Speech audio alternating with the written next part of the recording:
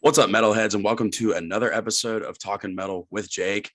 Before we get started here, if you guys want to check out the podcast Instagram, it is linked in my bio. Or if you haven't checked out the previous episodes, we went over Iron Maiden, Metallica, and a few other legendary bands. But today we have a very special episode as I have my very first band on today, and I'm with Drown Your Sorrows. What's up, guys? How you doing? What is up? Good. So it's kind of weird how we met. I kind of posted a video looking for a band, and then I saw you guys in the comments. Can you tell me a little bit more about that? It was random. Actually, you're on. Originally, it wasn't on the band's page where I found you. It was on my personal account, and I sent it to Ethan and said, "Hey, let's do this. Maybe he'll be interested in us." So I guess Ethan. I get this message from him, and he says, "Dude, we got tagged in this shit." I'm like, "Okay, yeah, we got to get on this because if already we've gotten some kind of notice, then it's definitely worth taking." Gotcha. Yeah. Bubba, I saw your TikTok account. You have like 15,000 followers. So what kind of do you do on your own TikTok account? I've just done a lot of bass playing, just pretty much from starting at an early age. And then after recently discovering TikTok with the whole, with that app being one of the very most downloaded apps, since the pandemic first hit, I figured, you know what, why not? Let's just, find something else to keep me from not being bored, And so I started doing that recently, and then it just got going ever since. I recently been going back to some of my old videos because from what got me that big boost was this one particular bass solo that I played that helped got me up there. It was the For Whom the Bell Tolls Day on the Green solo. I posted that and it fucking blew up. Like, you have no idea. When I first uploaded it, it was once sitting at 10,000 views with like 16 shares. Now it's currently sitting at almost 100K with over 250 shares. So the amount of following that I developed after that was insane. Gotcha. So, Bubba, you play bass. So why don't the rest of the band go ahead and introduce themselves and then what instrument they play or if they do vocals? Absolutely. Take it away. Well, I'm Brendan Down. Stop it. I'm Brendan Delnoy, and I'm the vocals for Kai. I've been doing vocals probably since I was 12 years old. Singing wise, been doing Kiss covers, Guns N' Roses, because before puberty I could hit those high notes. So those days are over now, and I feel upset about it. But I got into a band called Motorhead. The first heavy metal band I discovered, and actually I discovered heavy metal off WWE. Triple H had Motorheads as their theme song. I was like, I like this very much. I'm gonna look it up. So every day I used to play it on guitar, and I mastered that on guitar. Then I wanted to do Lemmy's vocals. First time doing it, it was hell. It hurt. Didn't know what I was doing, so I tried my best to manage myself. And like a year later, I was able to do it without any pain. I was able to hit it right. And ever since then, I've gotten to other bands like Slipknot, Korn. List goes on to today's metalcore and deathcore because I'm the most heaviest out of everyone in the group. Besides, close enough to him, he's up there, but I'm into the heavier stuff. So me and him almost hit that. You're just saying that because you haven't witnessed what I have to bring to the table yet. I heard your lows, they suck. Anyway, Feel the burn from here. Sit down, Some boy. aloe vera. But yeah, I'm still doing the vocals to this very day. Actually, 2019, I was still rusty on doing vocals. He could tell me that. But after 2020, my vocals was probably as better and healthy as they've ever been. I sound dark. It works well. I could do definitely different, like 7 different types of screams if I wanted to on a song. And now I'm just ready to continue listening to it in a band, which is Drown Your Sorrows and our band, Death's Grin. Hell yeah, man. Yeah, I back in the day before I got into drumming, I wanted to do vocals, and I wanted to be like what's his name? Death from Mayhem. And I always tried to do the black metal screams, but I would end up just having like a sore throat and then not being able to talk. So I'm like, fuck this, let's drum. Black metal is something else, man. It's one of those genres that you can't comprehend. It's one of those like if you know about it, you know about it. If not, you're probably not gonna like it. Think Right. of death metal and black like thrash metal combining. Yeah. Yeah, that's what I wanted to sound like, but I ended up sounding like just like a screeching cat. I think we've all been there, to say the least. I think we've all been there. Yeah, I tried to sound like Corey Taylor already when I was young, and my way to do that, I mean, it got close, but it was literally just me throwing my vocal cords out, just it was not okay. I mean, So- he did technically do that on the self-titled. Yeah, exactly, right? So it's close, but not He good. tried that, but here's the thing. He sounded good. Yeah, That is true. Good point. It yeah. sounded good. Yeah, it's You could kind of tell yeah. he Corey was Taylor's one of those guys who he can do every type of vocal range you can think of and still make it sound good. So that's why that's why Slipknot's one of the most famous bands in the world. So we have bass That's player, why we have Slipknot a bass player, we have vocals. Who else? There'd be me. My name's Ozzy. I'm the guitarist. I'm actually named after Ozzy Osbourne, so metal's been in my badass. blood since day one. Yeah, my dad is a guitarist as well, so metal guitar, it's been in my blood since day one. Named after Ozzy Osbourne. I've known since day one. Like, I wanted to be a rock star. I wanted to play guitar. I wanted to, play shit for people. So Yeah. I've been playing guitar since I could probably walk, but seriously, probably since the age of 13. I'm 20 now, so about 7 years. I'm not as good as I should be for playing for 7 years, but You're still high school and shit got busy. I haven't been dedicated the entire 7 years as much as I should, but I've been buckling down for the last year, and I've been getting at it. And as in vocals, just like him, been doing it for a long time.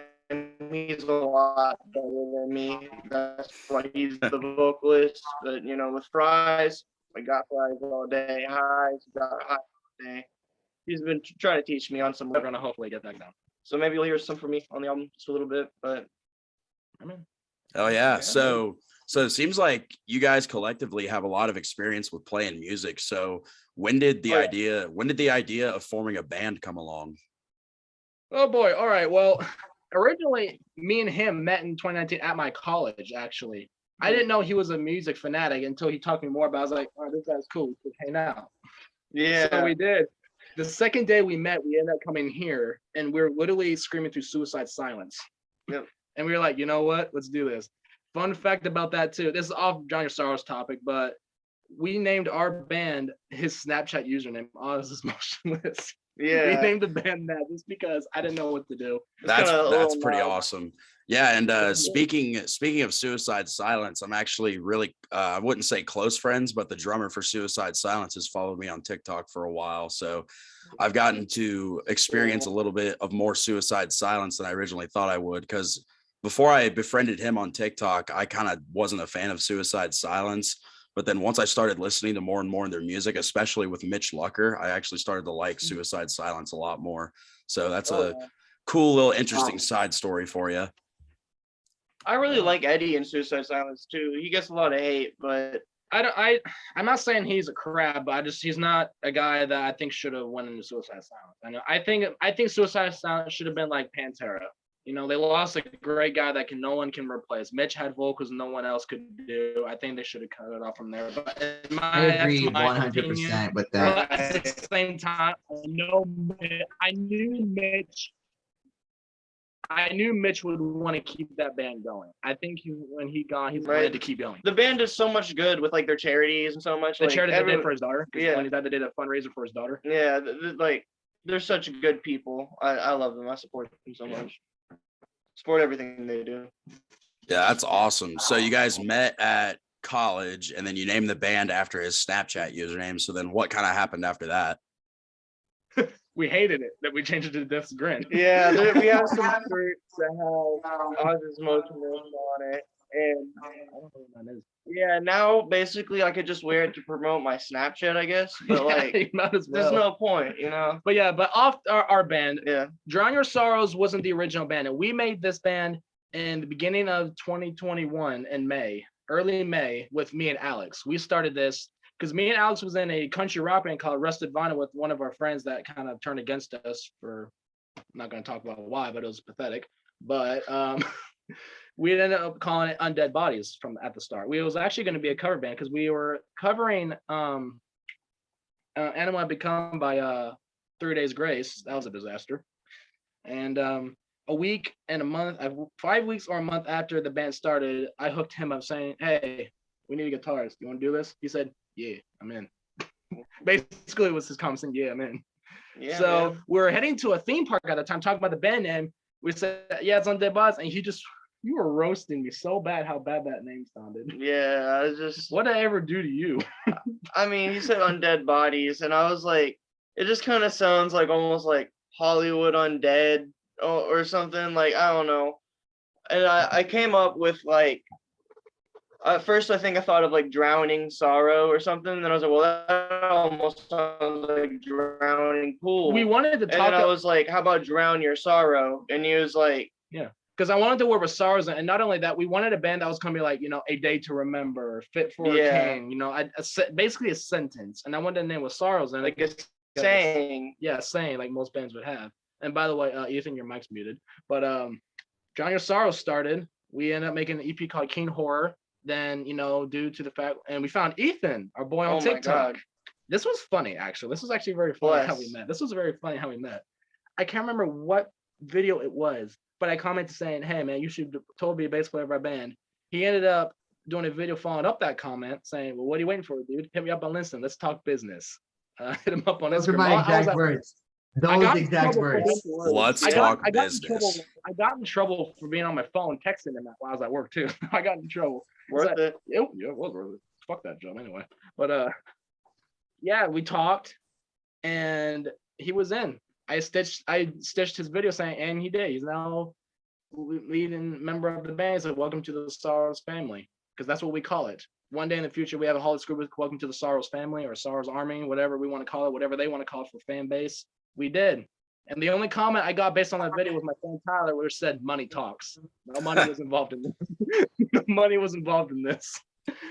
Money, no money was involved. I didn't get paid, no nothing. As soon as it's for the love. As soon as I got that comment, when he found me on TikTok, I was like, wait, is this a serious thing? I had to dig into it at first because I wasn't sure if it was just like a thing for fun or if this was just, and if this was an actual band like most bands around that we know these days that go around and actually make music. And I saw it, and yeah, it was hella legit. And I had to take that chance because I figured if I hadn't taken that opportunity, I definitely would have been stuck with whatever it is I'm stuck with at home and, not going out anywhere with anyone else in bands, because especially during that time when we were all still facing the lockdown. So it wasn't exactly easy to go around and be like, hey, who wants to be in a band? Yeah. Yeah, I like your guys' backstory, mainly because when I'm researching other bands that I want to do for my podcast, and then I look on their backstory, like the Metallica backstory, how they had to find each other through the newspaper, and then they had to play a bunch of shows everywhere to get their name out there. And then the same thing with Iron Maiden, having to play all the pubs in England to try to get their names out there. Bands now have the advantage of using social media to get your bands out there, especially on TikTok, where it's actually sort of easy to go viral. You could post a song and be a band that nobody's ever heard of, but if enough people start liking it and enough people start getting it traction, you could be a world famous band like that. And what's so hard about our band now, we started at the worst timing to make a band too. Yeah, I agree. The music industry is so in trouble, and I'm not saying that we're not gonna make it. I'm not saying that, because never say never. But like, we started at such a rough time. What the good side of that is, the music industry might be struggling right now, but social media is thriving because everyone's still locked inside. Everyone's still on social media. So since we're not like big bands, we can't hire a promoter. We basically got to be our own promoter, our own publicist. You know, we got to get our name out there using social media.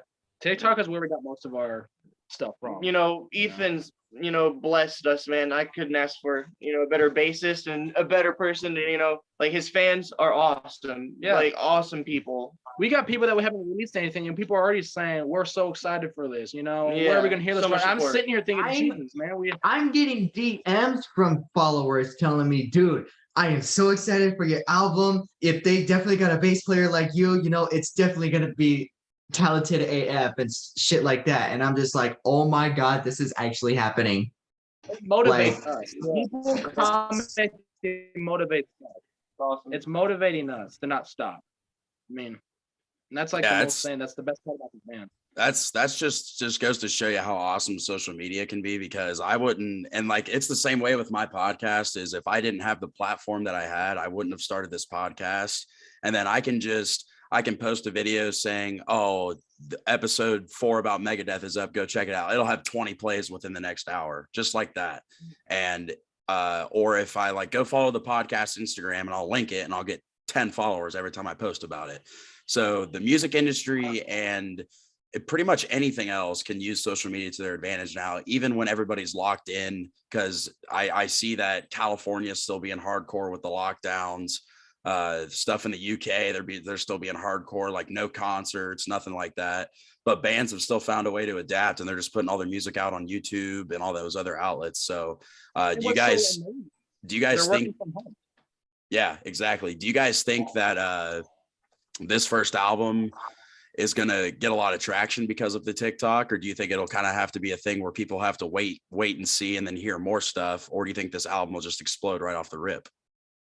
We're not sure, because at the same time, with what goes on personally, because we're all working remotely. I'm over here in Las Vegas. These guys are over here over in Southern Illinois. I don't remember what part they said, but working remotely on one thing, it definitely helps us to work around getting things done on our own time. But at the same time, with that happening, there's other things that could get in the way. And so it's like, okay, we got to put this on hold. And then when we have the time, we can come back to it.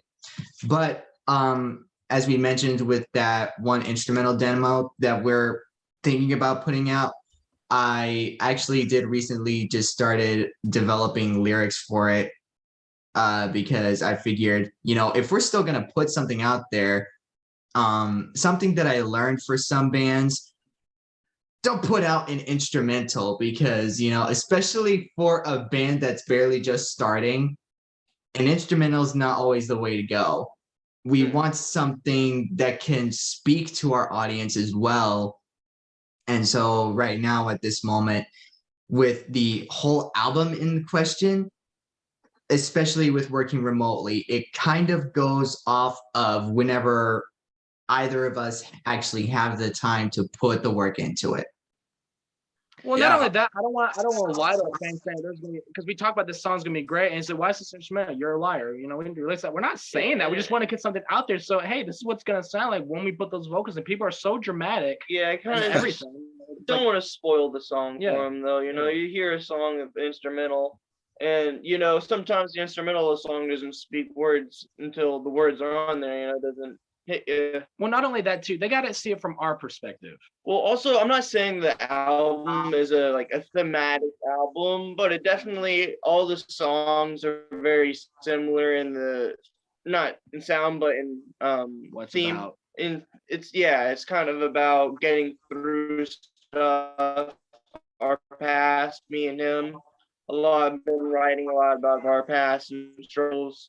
That's kind of why the band name we got it from is just, Me and Oz have been probably through a lot of mental and emotional hell in our lives Mhm. compared to what Ethan and Alex have been through. Me and him has been through too much bullcrap. Personally, outside of our family though, this is outside of our family, the bullcrap we go through. That was something that would be so perfect writing, but it's hard to write. Because there are a few songs on this album that I feel like I'm gonna break down recording vocals off of, just because I feel that's how confident and emotional this album will be. it's gonna be very emotional. Yeah, so the content of the album, is it sort of inspired by your personal experiences, or where do you guys draw inspiration from for the songwriting or the names of the songs or things like that? Right. all the way personal experiences for me. Like, Actually, mainly personal experience for everybody, even including Alex and Ethan. Yeah. It's not just gonna be about me and him. No, we're not doing that. yeah. We're literally given an opportunity also to have one of the, like, each member can write a song, the lyrics of their song. They can try it and we can work upon it. Because I write lyrics too, me and him do, but we also want everybody to write something. Oh, yeah, and Ethan as well. You know, he's got some pretty decent vocals. He can yell. He can get I'll give you a good example. that griminess. You know, we plan on having him get on some vocals too as well. You know, there's tons of talented bands where all the members try to do all they can, and that's what we want to do too. You know. It's a good example too. Ethan wrote partly a verse, pre-chorus, and a chorus for "We're Already Dead Already." Yeah. He sent me lyrics of that, and I was like, "Wow, he's good. They're good lyrics. I mean, they're definitely we're going to use. I mean, that's telling you that he's got the opportunity to do something real great that we didn't know he could do until he showed us that, you know what, we're going to keep doing this. You're good. Let's all do this together. We're in this together." That's awesome. So you guys it's not like one of those things where it's only one person writing all the songs, or it's only one person putting their lyrical input in. It's everybody putting in their input, and then you guys mesh it all together to see what works best. Yeah, it's a whole team effort. Right. Gotcha. Yeah. Something that most bands would do. Yeah, I agree. Because there are lots of bands who it's one guy writing the songs, it's one guy thinking of all the lyrics, and it ends up sounding like shit. And then most of the times those bands don't even last because their artistic input isn't even appreciated. So I think you guys coming together and working out, you know, what you want your songs to be and things like that, it's not only going to make the song sound better, but it's going to keep the relationship from within the band good and prevent things like split ups or fights and things like that, because those things are obviously going to happen. Every band goes through them. But I think getting closer by everybody having a piece of the puzzle per se will keep the band healthy and alive, kind of thing. Yeah, I think what really helps is, like, me and Brendan, we've been great friends for a long time. Him and Alex, they've known each other from school for a long time, you know, been good friends. And Ethan, he's just a great guy. If I was mad at him, I couldn't punch him if you paid me, man. Look at that, his smile. Look at that great guy. I wouldn't even try to fight back either. I don't condone the violence, okay?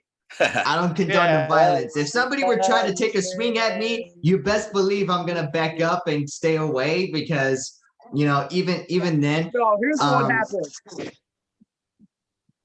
I mean, I don't know about you, but if all these activities, I feel like you would be like, nah, man, this makes you feel better. This makes you feel better. Keep doing it. Keep going. Are you feeling better? No. We're almost there.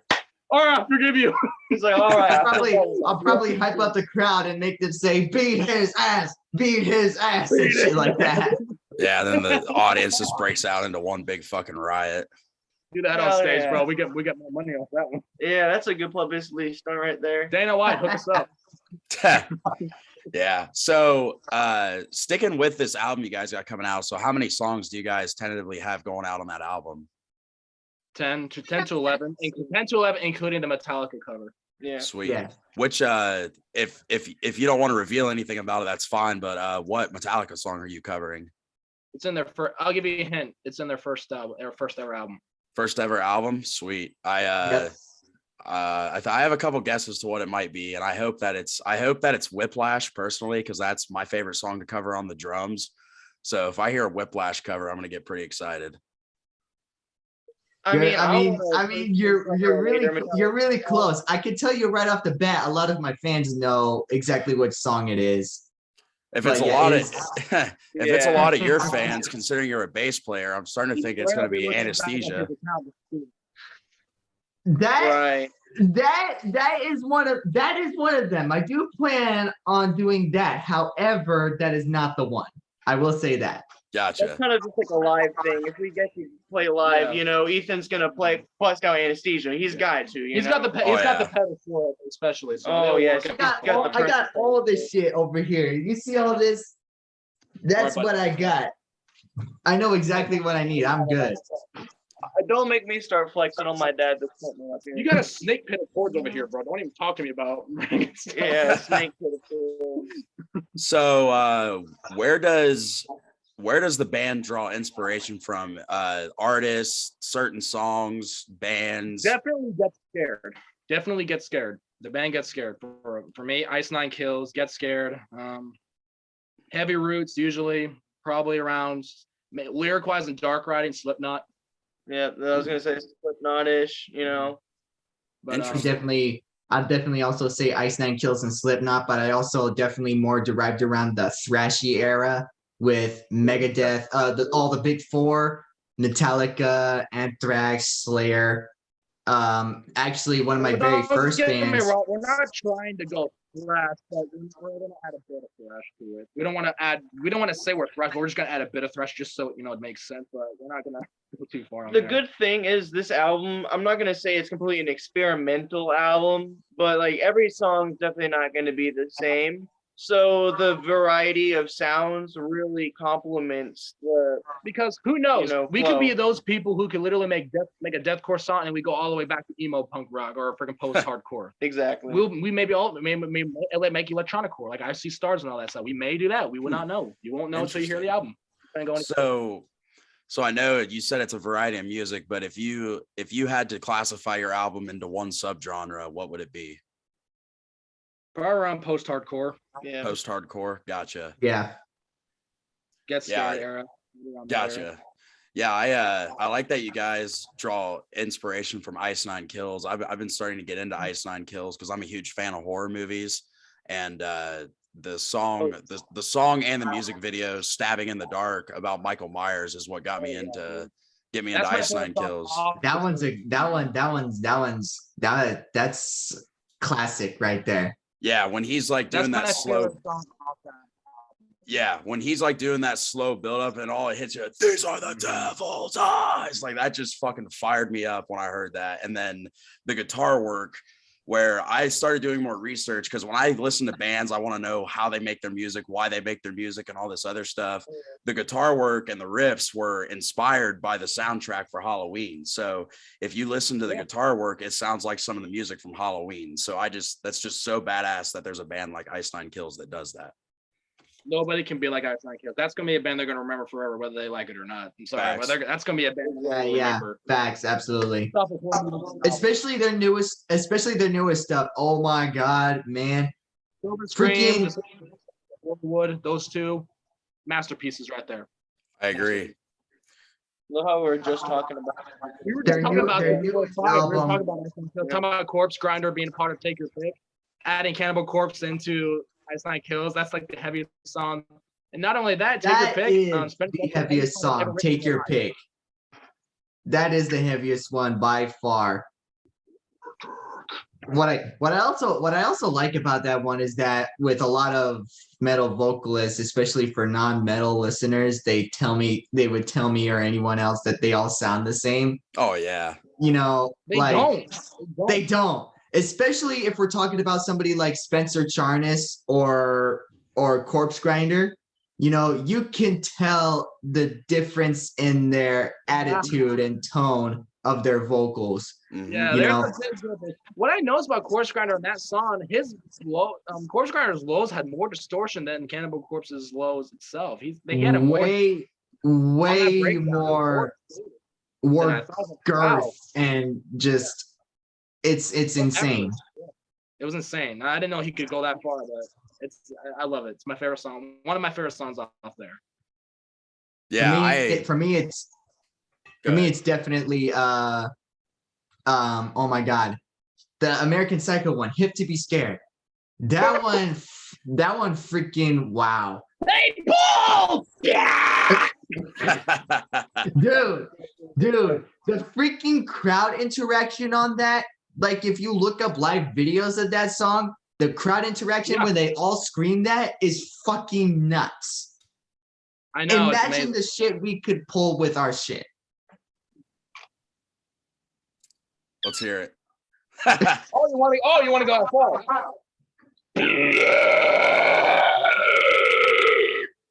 Damn. Can you do the zombie vocals from that Lorna Shore song, To the Hellfire?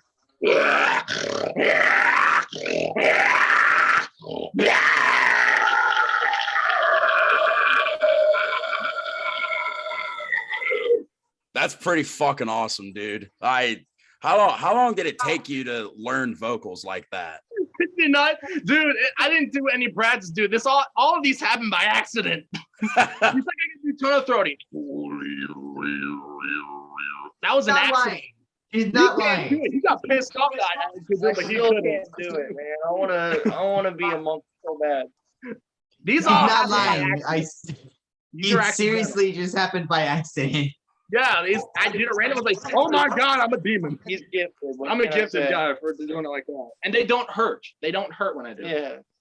Huh. Oh, Yeah, that's just I ever since I learned how to, I didn't learn, but ever since I learned the process of learning how to scream and do vocals like that, I have a newfound respect for metal vocalists that do that, especially the guys like Alex Terrible and the lead singer. I don't know the lead singer for Lorna Shore, unfortunately, but him. Will Ramos. Will Ramos. Will Ramos, gotcha. Thank you. And then Corpse Grinder and all those guys and black metal singers. I'm just like, God damn, it's an art. It really is, because not a lot of people can do it. I can do Diggy Allen. So kind of learned a little bit about your inspirations. So how do I put this? So what, God, I'm trying to find a way to put this to make it make sense.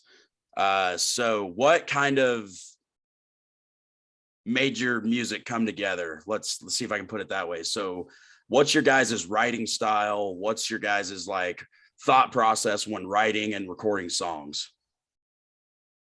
Oh man. I tried to put that as simply as possible. As someone who writes, Ethan will come to the band. Sometimes he'll come with a riff. For Drummy, he came with the original Drummy riff, and me and him were writing stuff to it. And he was just kept on building on it, and eventually he came with a full bass track. So for that song, came with a full bass track. A couple other songs on the album, I write a guitar riff. I come to the band chat, send off some riffs.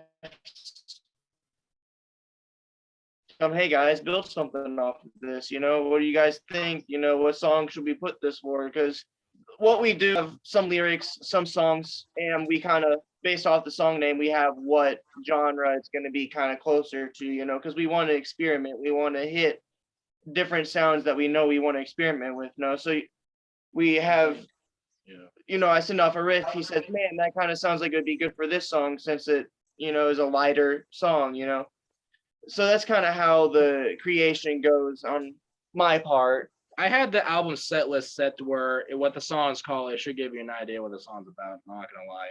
Yeah. Gotcha. I had it named to where it should be obvious what we're gonna talk about here. Gotcha. Now, when it comes to the bass riffs, though, especially from when we were first starting to write stuff, I had to first put together kind of like my own little plan on how I would write those riffs, especially for me being a bass player. My main focus is rhythm, And so what I do is that I mainly try to focus a lot on getting that nailed with our drummer, Alex, with being the backbone of the band. We're driving everything other than Mr. Ozzy doing all his flashy riffs and solos. What I usually do is first I look at what the style is, right? For the songs that we're writing, I look at the style we write, and I'm like, okay, where can I find some kind of drum track maybe, and maybe figure out what type of rhythm. Kind of have to nerd out a little bit, but I figure out the tempo, the time signature, key signature, that kind of stuff. And then I bring it up to Alex, and I'm like, okay, with this song, we'll play it at this many beats per minute, blah, blah, blah, that kind of thing. And so when I'm thinking of that riff, I go off that style of the song. So I could be in here with my amp on going, and I have the metronome going at that certain tempo, and just start noodling around until I feel like there's a set riff in place. Like I'll divide them in sections of how a song is set: chorus, breakdown, verse, you name it. I'll think of what I want to play and just start noodling from there until I feel there's something in place. And then what I try to do is put together a main riff, because that's what will carry the whole song. When I figure out my main riff, then I can figure out what I want to put for the verse, the bridge, breakdown, and everything else. So it all flows. When I write, I want to make sure something flows and that there's not just a bunch of different riffs all over the place. So it's one big project, even coming up with a bass riff, let alone an entire song. Pretty much, yeah. Yeah, I never knew that aspect of playing. I was in a punk band for like 5 days. It fell apart when I found out the lead singer was addicted to heroin, and then I fucking left. So, but we tried to write a song and it was a shit show because they wanted me to pull basically a drum beat out of my ass, and I had no foundations for it or anything. So the songwriting process is just a big task for you guys, pretty much. And then with 10 to 12 songs, how long did it take you guys to come up with the stuff for this album? Not long. Well, originally we were gonna release an EP. 5-song EP. Yeah, we had a 5-song EP planned, and that's what we told everyone, and we kept hyping it up.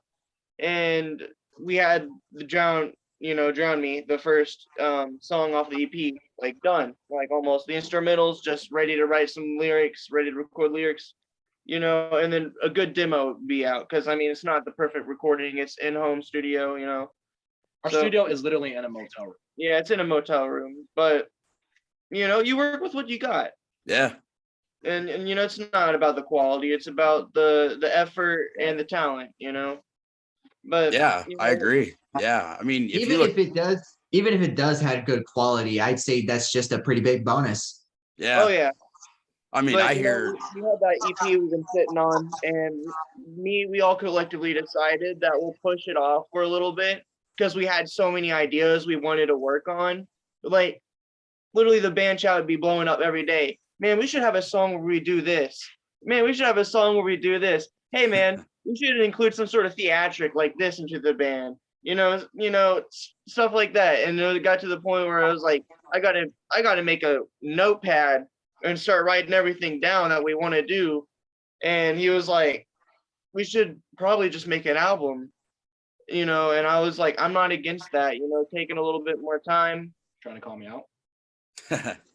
I mean, I guess. I'm the one that blows up everyone. Hey guys, let's do this. Please acknowledge me. Honestly, get on your phone and acknowledge me. Wake up. Get out of bed. I'm pretty bad at it too. Just randomly hitting the band chat in the middle of the night, like just a random idea. Majority of the time while they're doing that, I'm still over here trying to figure out what to write for a riff. Yeah. Oh, bam, bro. I just bring a lot of risk to the table and, try to build off of this. So do ideas just come into your guys' heads randomly and you're like, fuck, I got to tell the band about it before it disappears? If I'm in such a depressed mood about my past, if I'm in such a bad mood about my past, I usually just want to like talk about it. I usually have a notepad from my lyrics. I was like, these are strong enough to do it. I got to do it. If I don't do this now, I'm going to regret it later. For me, I just noodle around on my guitar, I write for myself and for a couple other bands, his band, this band, just his band. I mean, we have Death Scrin and Drown Your Sorrows, me and him. So depending on what I, noodle out, like, wow, that sounds really good. That's kind of what I go for, Gotcha. Yeah, I always find that interesting when people just they get an idea like that just at the most random times, and then it turns into a song or it'll turn into a riff. So since you guys have all these ideas and all of these all the stuff you want to do with the music, do you guys plan to put out a single before the album's released at all? Yeah, definitely. When can the people expect that single? We are not sure yet, because at the same time, at this point, because of what we first talked about with Drown Me, it's been put on hold. And then we also had the other instrumental demo that we were helped with the samples and that. I did, however, did some things with that track, kind of meddled around with it to kind of get a more original take if that makes sense. Mhm. But Yeah. as far as the progress of both of those tracks, because we planned to release Drown Me first, but then we got this one, We're Already Dead. It's like at this point, what we're missing is just vocals.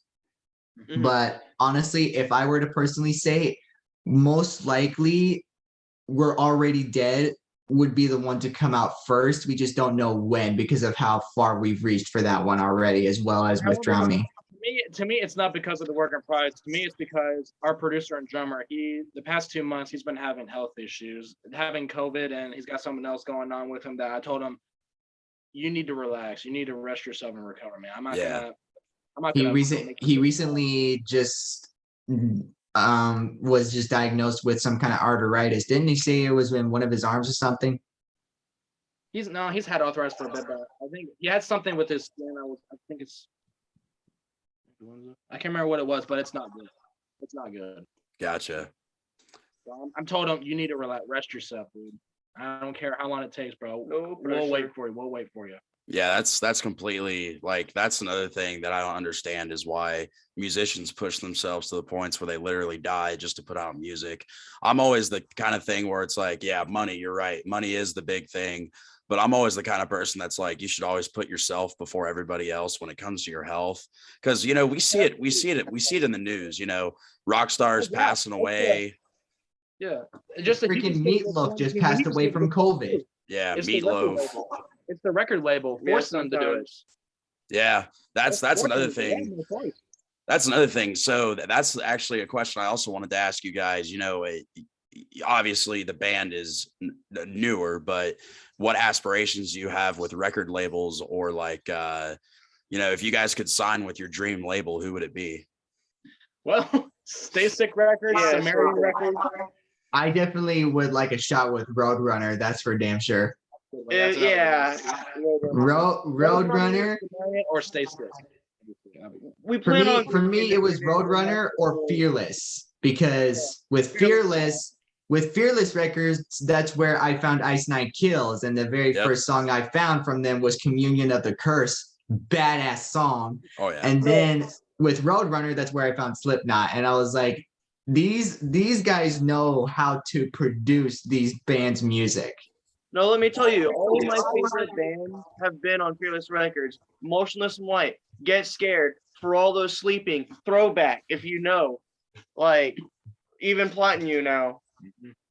Right now, we're independent with our stuff. I'm not gonna go that far saying we have, but we technically did our own record label called Death Claw Music. Yeah. That's what we're doing. Is it Yeah, just an that's- independent label? Yeah. Yeah, it's got our own YouTube channel and everything. Where he Sweet. lives. I have this miniature studio up here. I used to actually record for people up here when I had a computer, but my computer went poopy on me, so don't have that going for me anymore. I used to make a little bit of money from that, but Nice word, buddy. Poopy. yeah, nice word. Yeah. So do any of you have live playing experience? Yes. I've played live multiple times. My dad, like I said, he's played live. Like he's an experienced guitarist. He used to play in a band all the time, so I actually got to play with him multiple times. That's And then- badass. We play live with our band. Yeah, we played live at the college where we first met, and I've played a lot of live shows, just mostly solo acoustic shows though. Gotcha. Yeah. Have you? I'm assuming you guys haven't played live together as a band for Drown Your Sorrows. No, Yeah. No. I don't know if this is going to be a question like our future aspirations, but one of our big future aspirations is especially for me and him. Alex has kind of gotten his life right now in this area, but me and him definitely are trying to move out towards Ethan as soon as possible. Alex said he's in on it though. Alex said he's in on it, but I'm sure he's got manners to take care of here. Me and Brendan, we could leave tomorrow and it'd be just fine. Just having the means to do so, you know. We're not Gotcha. financially. We're not able to. Yeah, it's just the money, you know. Yeah. We don't have any ties to cut off. We could just The leave. jobs we have don't even pay for the crap. Yeah. I can take it to Evansville. I can definitely say when you talked about live experiences, a lot of my earliest experiences playing live was a lot involved with my church. I was raised Christian, and About that. the very first time, this is a very funny story, but the very first time when I went to audition for my church was for middle school. Okay. I'm talking 14-year-old, 15, barely turning 15 when I first started getting into bass when I was 13.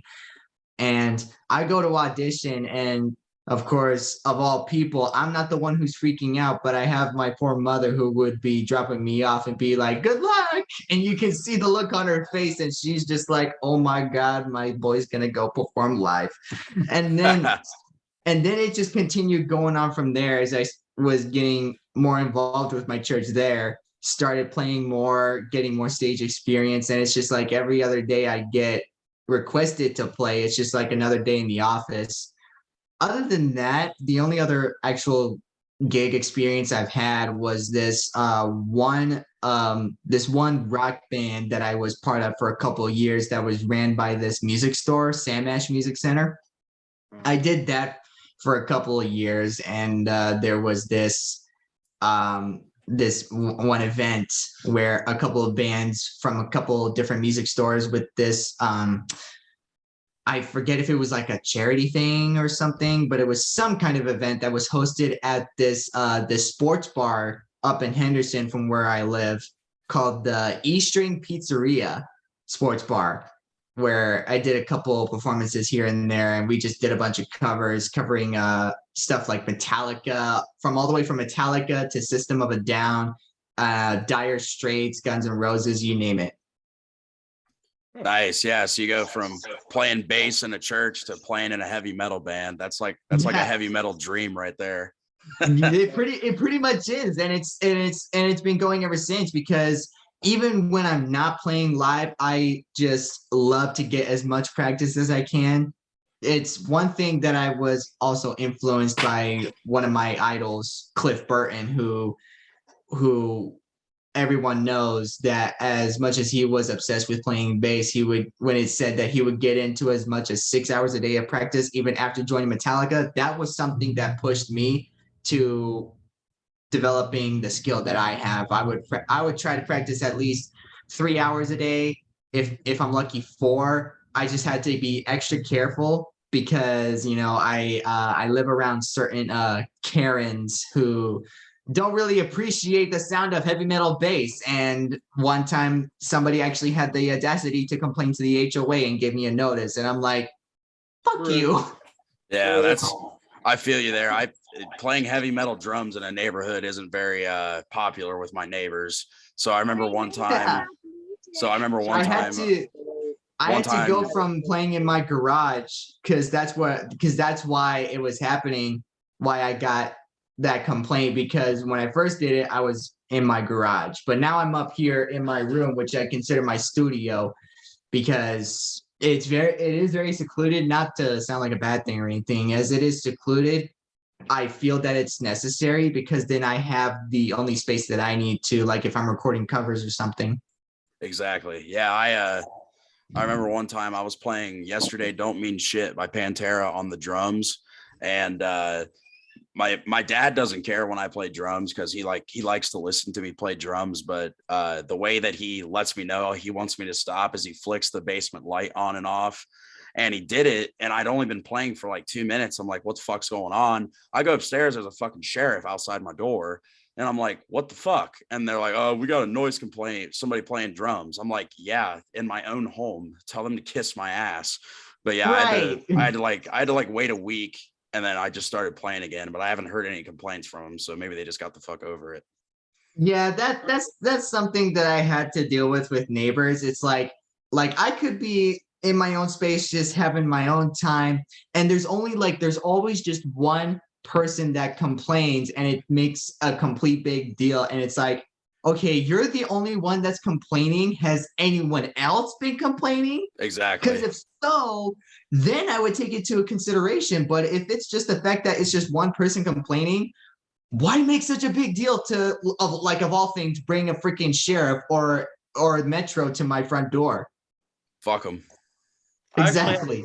story kind of relating to that. One of my first bands ever when I was like probably 13, 14, I was a vocalist for. Fuel the Rebellion was the name. And it was like a 6-member band, just like all of my friends I could pick up an instrument and do something with it, we did. And we had this guy who was actually pretty decent on drums, and he was going ham. We are probably all jamming out, and we have a cop that shows up, and he ends up being like one of our good friends' uncles. And he shows up and he's like, I mean, it's not 11 o'clock, so I can't tell you guys to stop. You know, there's a noise ordinance, so it doesn't matter. And he was like, it's kind of cool what you guys are doing. And he was like, you know, I used to play in a band too. I actually play some drums. And we're like, really? And he's like, yeah, you want to see it? And we're like, hell yeah. So the cop comes in and starts playing drums, dude. It's super cool. That's pretty fucking, that's a badass story. That's always cool. It's like out of nowhere where a cop just shows up at the door or something like that. And it's like all of a sudden, oh, they used to do the same thing we're doing. It's funny too, because I've seen a bunch of videos of that too. This one video I remember seeing, it was a I forget what kind of music they were playing, but there was a band playing and a cop comes over and just starts jamming with them, picks up the guitar and just freaking nails it. And I'm like, man, if I could get a police at my front door to do that, I could cross that off my bucket list. Oh yeah. Oh yeah. So am I the only one that didn't have a complaint through my life blaring music in my room? I have not got a single complaint for years. I mean, if you grab a mic and turn the volume all the way up and just start practicing your vocals, you might get some complaints. They'll probably be like, "Why is there?" I haven't got one. if you have some speakers like mine over here, man. Oh yeah, for sure. Holy shit! Probably piss them off. Oh yeah. Probably change that. But other than that, I blare my music twice as high, and I have a high bass speaker also. That shit would rattle a fucking neighborhood, and I haven't. Right. You say that, but my bass amp over here already freaking rumbles my entire house at half of the volume. With no gain boost, and at half max volume, that crap rattles my freaking walls. Okay.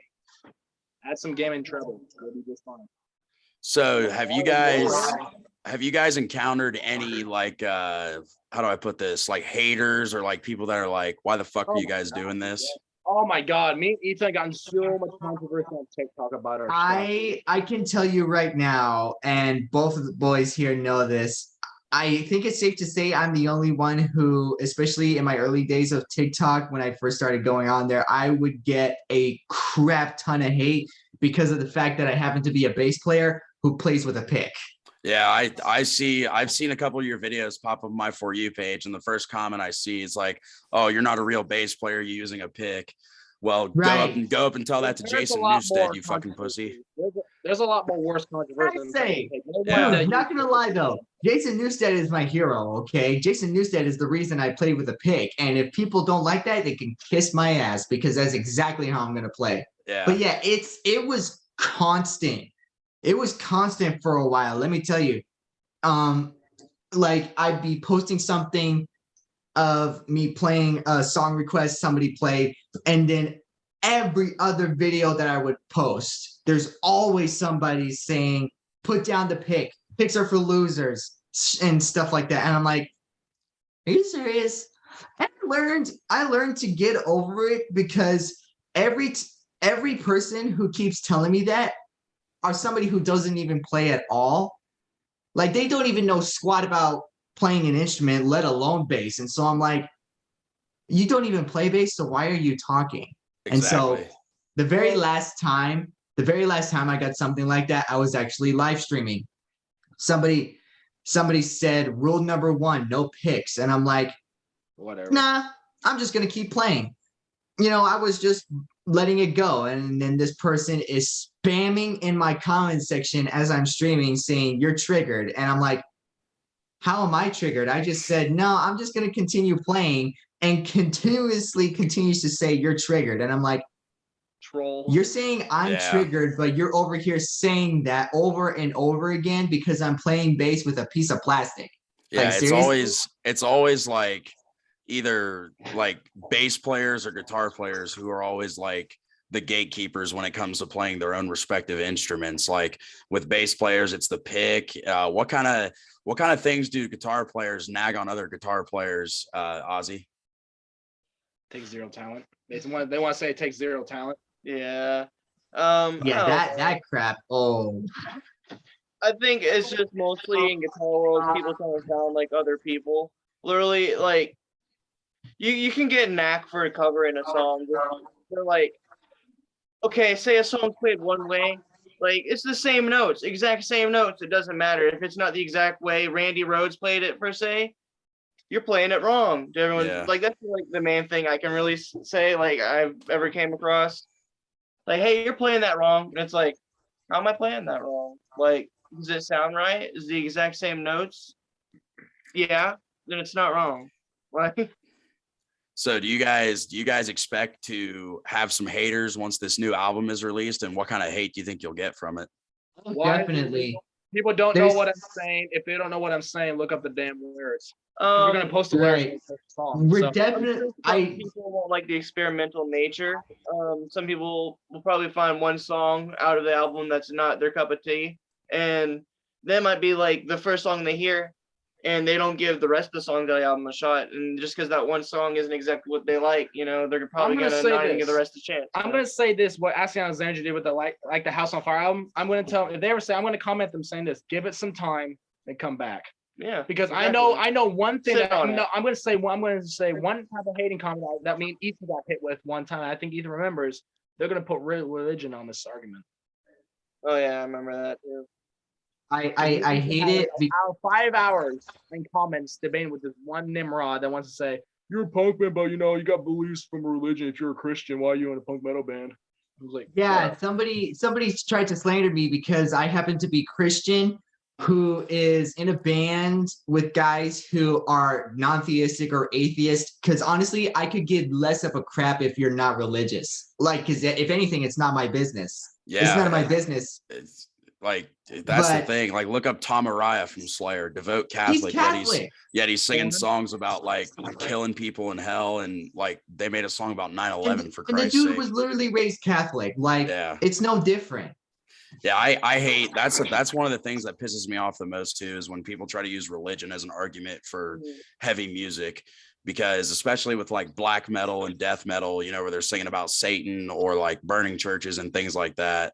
Like I know many people who are religious. They go to church on Sunday, they play in their church's band, but they're also in a brutal deathcore band where they sing about ripping babies out of fetuses and things like that. Everyone thinks Take David metal- Ellefson from Megadeth, for example. Yep. Yeah. David Ellefson and Dave Mustaine, they're both Lutheran Christians. No, on top of everything, everyone says metal is satanic, but look at the band that really started metal. The man I was named after, Ozzy Osbourne, Black Sabbath. Everyone thinks they're satanic. They sing about Satan all the time, but they're not singing about him like he's good or anything. They are literally Christian. Look at my shirt right now. What is Ozzy wearing? That He's is got a cross. He's Yeah. wearing It's a not an cross. upside down Exactly. cross, a regular cross. That man is Christian.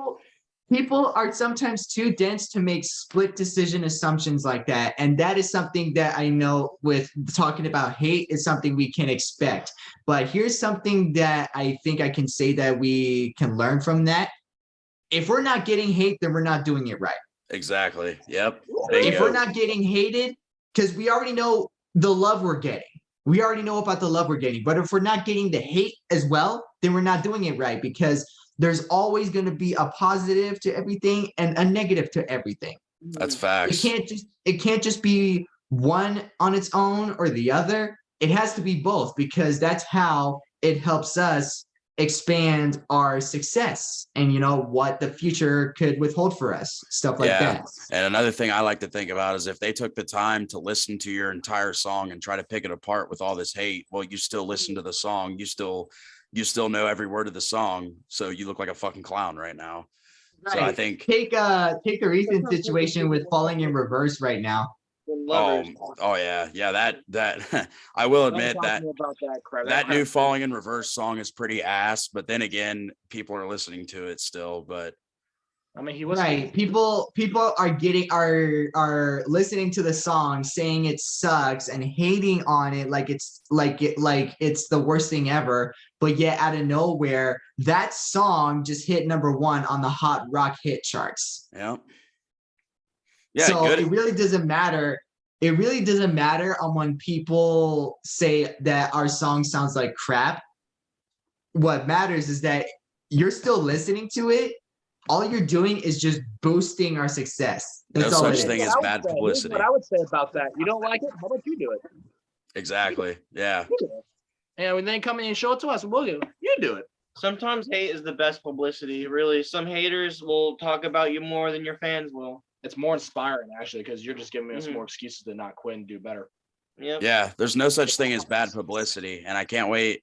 I can't wait till you guys post about your album or a certain song and you just get the usual trolls in the comments. But then again, you can flip that around on them and then just be like, oh, okay, thanks for listening to our entire song and contributing more to our play count. So nice job, fucking bozo. Yeah. Because in the end, when all we're doing is just promoting it, they're gonna end up listening to it anyways, and then end up sharing their opinions, saying, "Oh, it sucks. It shouldn't have seen the light of day," but you still listen to it. Exactly. It's all the light of day all the way to your ears, my friend. So how do I think this? So if you could, I know we've been talking a lot about the album, but if you could use one word to describe your newest album, what would it be? It's a hard one. Truth. Truth. I like that. So I know you talked about how some of the songs are about your experiences. So is that really like I'm Actually, telling no, the I'm not gonna say reality. truth. I'm gonna say you could say truth, but for me, life. life? Gotcha. Yeah, that's- So there we go. those, Life, reality, things like that. good. Yeah. So the songs will just be about your life experiences. Is it all bad or is some of it good? Like, is there any, like, I don't want to say happy songs, but is there any like inspiring? There's gonna be yeah. positive messages, But it's gonna be a little bit rare because yeah. I mean, Coming we're not we're at the same time we're not a happy band. So, no, we're a band. Gotcha. The emotions we're trying to get out aren't all positive. There's positive messages to learn from all that, you know? Not gonna lie, that's gonna be pretty fucking raw. Like, I'm pretty excited for this album to come out. Are you guys planning to release it on the streaming platforms or YouTube or anything like that?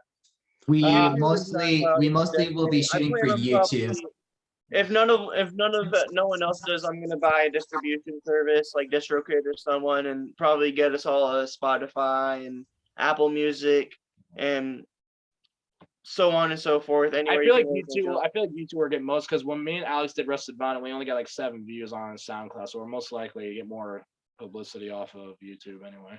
Yeah, You know, that's another thing is I would stay away from SoundCloud just from personal experience. Solo song this morning on SoundCloud. Yeah, we just use SoundCloud to dump something. If it's there, it's there. It's better than Yeah. nothing. I had 3 metal covers. I did, and they're not there anymore. But it has 61 views on SoundCloud because it was posted. Not bad, not bad. Yeah, SoundCloud is one of the hardest platforms to grow on because of how hard it is to access for some people. Most of the time on SoundCloud, like artists like Travis Scott literally bought, like how he literally got famous. I don't know if you know this, but he bought all of his SoundCloud followers and took it to a label and said, look how much, look how many followers I got. And the label was like, wow, look at all that growth, but it was all artificial, Yeah, now he's fucking trash. Yeah. The dude doesn't like accountability, because especially with what recently happened with Travis at that one festival. Oh my God. I hope he serves time. Yeah, I have no respect for that motherfucker. Never will. Yeah, fuck him. Watch. Well, just watch what I just said right now. People are gonna hate on me and say, "Oh, you're just saying that because he's black." Like, shut the hell up. Oh yeah. Just watch. Just watch. People are gonna listen to that. They're gonna hear me say, "I hope he serves time," and they're gonna say that. Like, are you serious? Are you that narrow-minded? Yeah, No, that's are you people that But- blind of what he No, did? look at the montages of literal all the bands being like, "Hey, stop!" Like, there's so many members of so many bands being like, "Hey, Yeah. stop!" Look at that Everybody person. Light 'em up. stops. And here's what Yeah. pisses me off. People say metal hypocrites that don't care about anybody. Slipknot, Papa Roach, fucking Alex Terrible could probably see someone get hurt on the mosh pit and tell him, hey, hell, stop right now. Give him some room. Give him some room. Give him some air. Is he okay? Someone check if Pick them up. No, here's what we're gonna say when we do a show. If someone falls in, if you do a mosh pit, or if someone in the crowd and someone's hurt, help them get up. Help them. I don't Yeah, give a get fuck. them up. I don't give a fuck how long we're gonna wait until that person's okay. We're stopping the damn thing. Yeah, and until Metalheads, the metal community is so caring and care for the Reason. people. While the rappers, you could probably see someone get their ass kicked and say, he got his ass kicked. fuck, MGK was trying to kick some ass at his show at The guy kicked his Louisville. ass. Someone kicked his ass. He got his ass whooped. Yeah, I think it's funny that he decided to talk shit about Corey Taylor. I he was- know. Happened too. He went, And then Because- Disturbed came because- out. all I can't because- find anything about it. Disturbed came out wearing a mask. Like, he hasn't worn his whole Hannibal Lecter mask in forever. Loudwire But it- posted about it. Yeah, but he came out and he was wearing the mask and he's like, you know, you said what they say about us old guys wearing masks, don't you? And he rips it off and goes into Yeah. I think You know what I'm happy I'm not doing? Being nearly 50 years old and wearing a mask on a stage. Like, you're Corey- singing about kissing under the bleachers. Corey Taylor's son wanted to kick his ass for saying that. it's great. Corey's boy wants to hurt him for saying that. He wanted to fight MGK. Yeah, I mean, it's kudos to his kid. I mean, honestly, if I was him, I would have done the same crap because you're gonna talk crap about my parent, you're gonna get what's coming.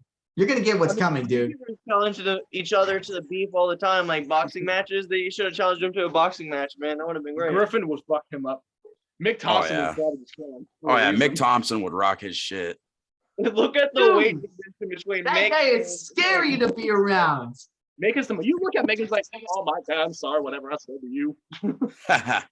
I will be honest right now. If I were to be seeing Slipknot, I would get butterflies in my stomach before even seeing Mick.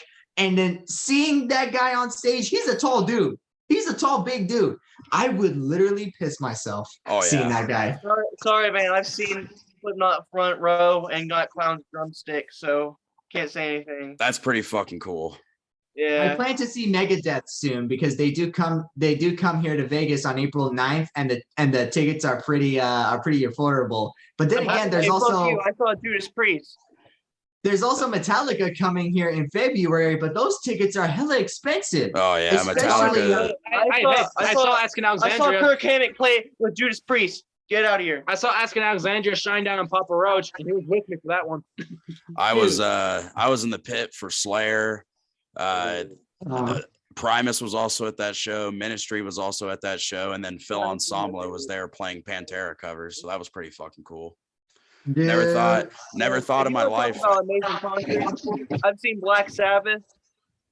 Mhm. Perfect. And then Ozzy, he did Moonstock. It was the Total Eclipse. Yeah, I remember. And he came out doing Bark at the Moon while the Total Eclipse was going on. And fun fact, he was supposed to do that for one song, then he decided to do a full concert. Yeah, dude, I was literally like this close, there was one person in front of me, and originally there was a barricade, and I was probably like 100 feet away, you know, and there's like just one of those orange like plastic barricades they use for construction to just like blocking us off, and there was just some like classic cliche metalheads. You think of a metalhead, long hair, Oh, yeah. sunglasses, vest with patches all over him. Like guys come in, they're like, "Yo, man, what's your name?" And I'm like, "Ozzy," and they're like, "Your name's Ozzy? You had an Ozzy concert? No way!" And I'm like, "Yeah, dude, he's my namesake. That's why I'm here." And he was like, "You want to break down this barrier?" And I'm like, "Fuck yeah!"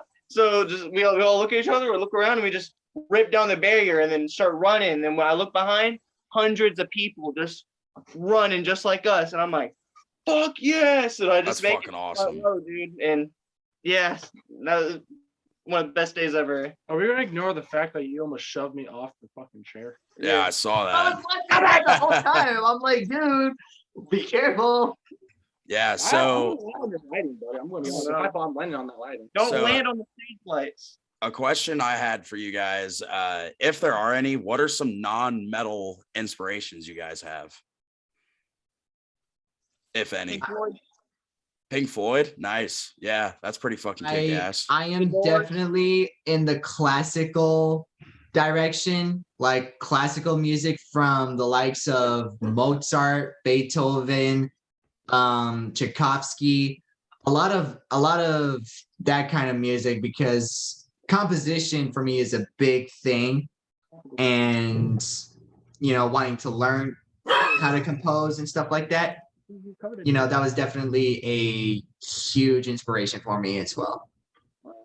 For me, it's like Sammy Hagar's, not rock era, but he did like tropical music, like Margaritaville music, like Jimmy Buff and the Coral Reefers. He did a lot of the tropical music, so I mainly listen to Sammy Hagar outside of the rock, like acoustic Sammy Hagar usually. Interesting. I mean, I like a lot of indie music too, like Portugal the Man. Like their newer stuff is but like their older stuff was super indie, super like underground sounded, not as poppy. There's a group called Helon, and that was, I guess, got pretty popular in 2020. Even it was, I can't remember where they're from. Half of it's from Norway, Sweden, Germany, and it's tunnel throating and all that stuff. And I kind of got, that's like a Viking, but also different rituals. That's technically what it would be for me. I mean, that's close, because I grew up in the rocker. My dad was a rocker in the 80s, so I kind of got stuck with everything else. My dad's a rocker. Obviously, I can't say anything else outside of rock, but besides maybe a little tropical version of Sammy Hagar out of Van Halen and all his rock solo music. But Gotcha. Yeah, my dad also got me into, he got me into rock. He's like an 80s kind of guy. He grew up in the 80s. So the first song I ever remember hearing was Animal by Def Leppard. And that's the song that's the song that kind of got me into metal. And then he told me that he bought Master of Puppets when it first came out in 86 on cassette, but he fucking lost it. So he can't find it anywhere. So somewhere in his storage unit or in his house, there's a 1986 cassette of Master of Puppets. That's pretty dope. See, that's why they're called Def Leppard, because that's how they're supposed to sound. I don't know what my first like metal song would be, since like that's all I ever listened to growing up. But I remember the first song that ever stuck out to me, and like remembering the name, was Diary of a Madman by, I think it's Ozzy Osbourne. I think it's an Ozzy Osbourne song, but it's very Black Sabbath sounding. Sure yeah, it's an Ozzy song, and it's very Black Sabbath-y. Yeah, that's what I thought. You're making love to that mic over there. As a kid, just you and that. I don't know, something about the how it was haunting, and then goes almost into a symphony. It always like made me be like, what? Because Steven Tyler 2.0 over here making love to that mic. I was gonna say, yeah, I can tell he's a lead singer just by the way he treats his mic stand. You'd be a fine street lamp because you light up my world. So I'm going to start to wrap this up here. So I actually want to turn it over to you guys to kind of, I don't really know how to put this, but what do you want to tell to someone listening to this podcast right now who has no idea who the fuck you guys are or what you're about? What do you want to tell them about the newest album and what you are as a band? One, we're sorry you don't know who we are. Welcome to the Sorrows family, man. Welcome to the Sorrows. Fuck yeah. You're welcome, man. Anywhere. And you best be prepared for what's coming, because what's gonna be coming is gonna hit you hard. Yeah, this is a place where we hope you can literally come to drown your sorrows. We're getting all our emotions out. So I hope the people that are struggling and can listen to our music can get some emotions out listening to it too. I want to help some people with music. That was one of my main goals in life. Growing up, music was the only thing that really ever helped me get through something. That was my main goal in life, to help people do the same, So I want people to know when I'm screaming, I don't want you to think I'm screaming because I want to. I'm screaming because that's the emotion I'm getting out of the lyrics here. Mm-hmm. I think that pisses me off the most. Like, you're screaming, man. Why are you doing that? We're not screaming because we think it sounds cool. We want to. We're screaming because how else are we going to spread our emotions like that? Yeah.